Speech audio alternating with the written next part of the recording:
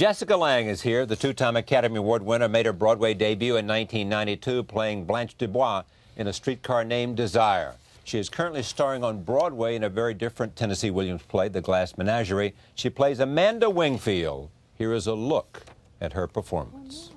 I saw the letter you got from the Merchant Marine. I know what you're dreaming of. I'm not standing here blindfolded.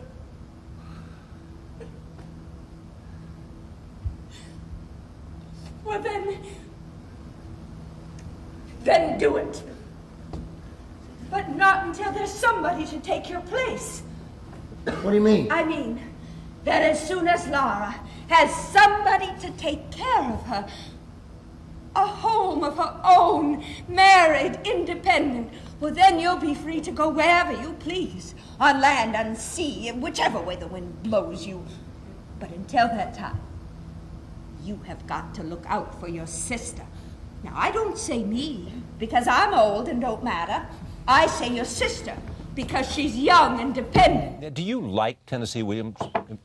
I love Tennessee Williams. I have since I was, I don't think, he might have been the first playwright I read. Now, what is it about him, or his work? About his work? I think because it is, you know, I read this quote by him once when he talked about what he wrote about was the thing that pursued him his whole life, and that was loneliness. And I think that's just something that touches a core, you know, with me, that has a resonance. That thing of... Loneliness has a resonance with you? Yes, yes, it does. Yes, of course it does. I don't know how you are a human being, and... Can we review this? All right. Sam Shepard. Yeah. No, I'm not saying... Baryshnikov. Yes. All right. Jack Nicholson in the movies. Right. But I mean, no woman has been so... Yes, but don't you think that... Where's the loneliness come from? It's just a human condition. I think it's just bred in the bone, don't you? Yeah, I do. To feel lonely. Yeah, to have this kind... And believe me, I mean, you know, I have this great family. I've got children. I have everything that I could have ever... Career, work and play, family, everything that life there is an essence of loneliness that I think that I particularly respond to in Williams. That and his sense of love and loss, and you know, I mean, look what he writes about. I mean, it's tremendous. Loneliness, love, and loss. Yeah, and disappointment, and fear, and I mean, all the... Which mirrored his life, I think. Yeah, the human conditions. Yeah, but tell me when you were lonely. I mean, why does lonely mean? I mean, I grew up lonely. I mean, I have always felt a kind of haunted loneliness, and I think sometimes that it has to do really with where I was from. I actually believe now that there is something in those north woods of Minnesota that actually just like, it seeps into your marrow of your bones, and it's just there. There's a loneliness to that land up there that I think inhabits the people. So I think it's just something that you know, you're born and raised with, and no matter how you fill your life, and I have spent my life filling it up. Yes, you have. That it's still Maybe there. because you missed, I mean, because it wasn't full when up there in Minnesota. Possibly. But anyhow, that's what I love about Williams. And, you know, he's just, I mean, he writes for women like nobody else. I mean, it's He writes for women like nobody else. Yeah. Like nobody else I've ever come upon. So it's a joy just to and again, you know, I mean, these Southern women are so incredibly expressive, and they have such music to their language and such, I hate to use the word poetry because that puts it into this kind of, you know, unreal or sentimental. It's not. I mean, it's a very muscular language that he writes. But also for a Finn from Minnesota, who doesn't, you know, I mean, where silence and privacy are the most, again, what's bred in the bone. I mean, it's great to play these kind of women that have this expression, like, available to them. Here is what Tennessee said about The Glass Menagerie, that he wanted to convey truth in the disguise of a pleasant illusion. Yeah. And what did he mean? Well, I think, you know, when he talks about, I mean, in the opening thing, he talks, this is a memory play, you know, so, and even in his stage direction, he's talking about how some things are exaggerated, like memory. Certain things are exaggerated, certain things are eliminated.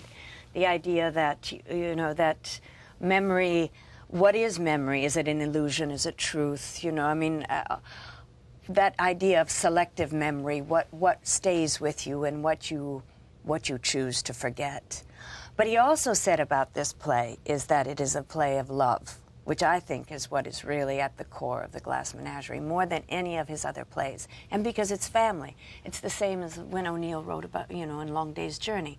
As soon as you take a family, and these playwrights translate it into drama, it is filled with love.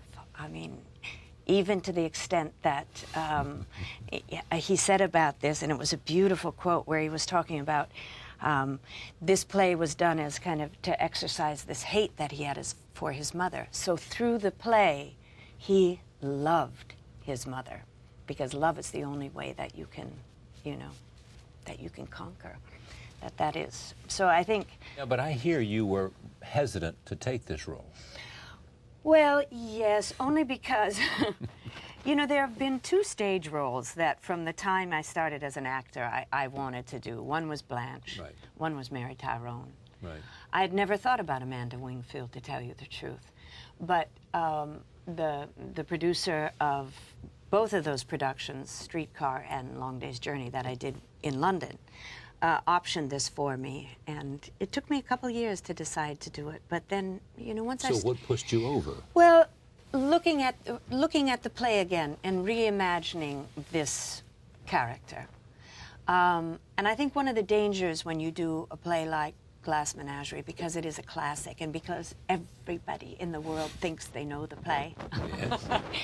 that you run the danger of them coming in with a preconceived idea of what it's supposed to be about.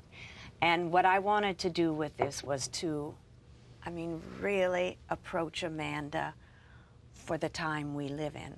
And so what did you do to do that? well, you know, if you go to the When was the core... play written? What year? It was written in it was first produced in 1945. Okay. But if you look at the core of this character, or as Kazan used to call it, the spine of the character, it really is desperation. She is desperate to survive and to keep her family afloat. And it's written, I mean, it takes place 1938, which of course is the height of the Depression.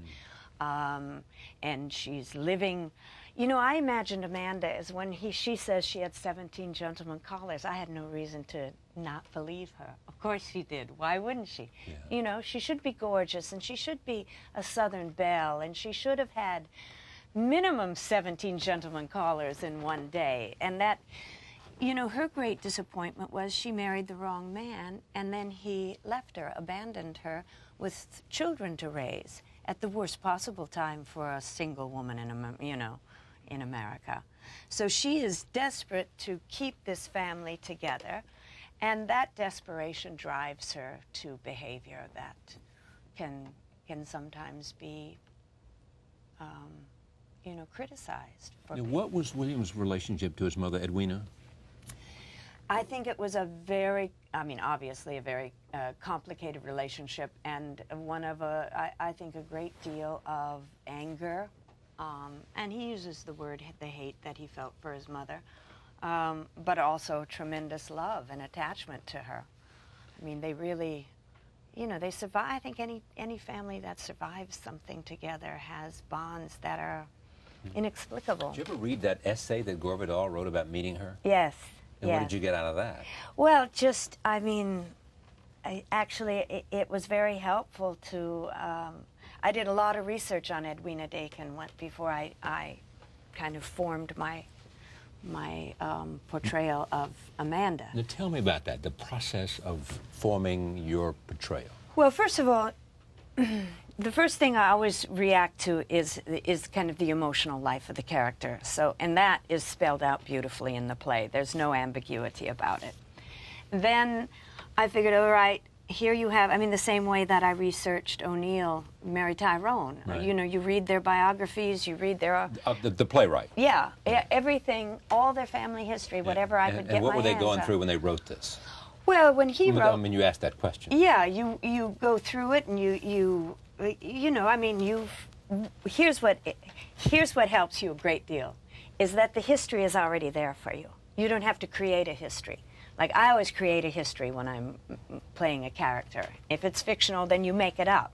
Yeah. But if it's based on somebody, it's all there for you. All you have to do is research it and know it and learn it and absorb it. So once knowing the history of the character, you can know how she would react, how she would talk, how she would throw her hair back, well, how she would put her hand on her... You certainly would have a basis for... Chin.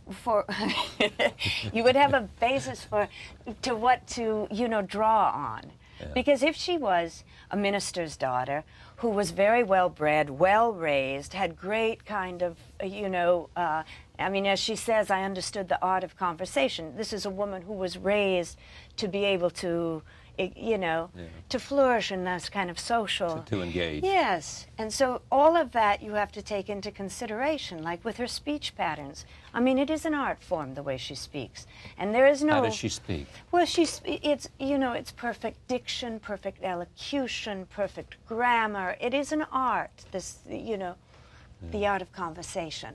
And she knows how to spin tales, and she knows how to enter. That's how, you know, this is pre-TV. This is before Charlie Rose show. And so in the evening, what she does is what do you do then? She entertains her children with stories of this kind of past glory. Passed from generation to generation to generation. This wonderful, this other life that they're not experiencing living in a tenement in St. Louis, but she has known intimately what it's like to, you know, sit on a veranda and entertain. And Christian Slater plays Tom. This is where Amanda and Tom discuss the gentleman caller that Tom has arranged to come over to dinner. Roll tape. What is this young man's name? His name is O'Connor. That, of course, means fish. Tomorrow is Friday. We'll have the salmon loaf with turkey's dressing. What does he do? Does he work at the warehouse? Well, of course, how else would I... Tom, he doesn't drink. Oh, why do you ask me that? Your father did. Don't get started on He does drink. Not that I know of. Well, find out. Be sure, make certain. The last thing I want for my daughter is a boy who drinks. Aren't you being a little bit premature? Mr. O'Connor has not yet appeared on the scene. But will tomorrow to meet your sister. And what do I know of his character? Nothing. No. Old maids are better off than wives of drunkards. Oh, my God. Oh, be still. Mother, lots of fellas meet girls they don't marry. Oh, talk sensibly, Tom. And don't be so careful. I asked you if you wrote while we were watching this because you turned away and did not want to see it. yeah. You don't write because?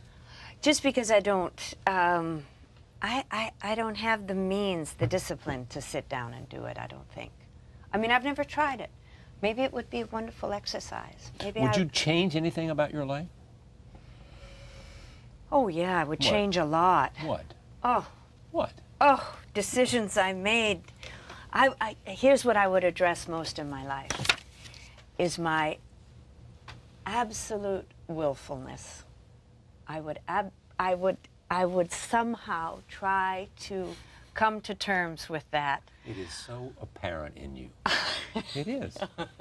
Yeah, willfulness, but it's willfulness is exactly what it is. Yeah, it's not a good trait. You will, Jessica, to have and do this, that. Yeah. Right? Yes. Since I was a little girl. Really? Mm-hmm. I could imagine things into being.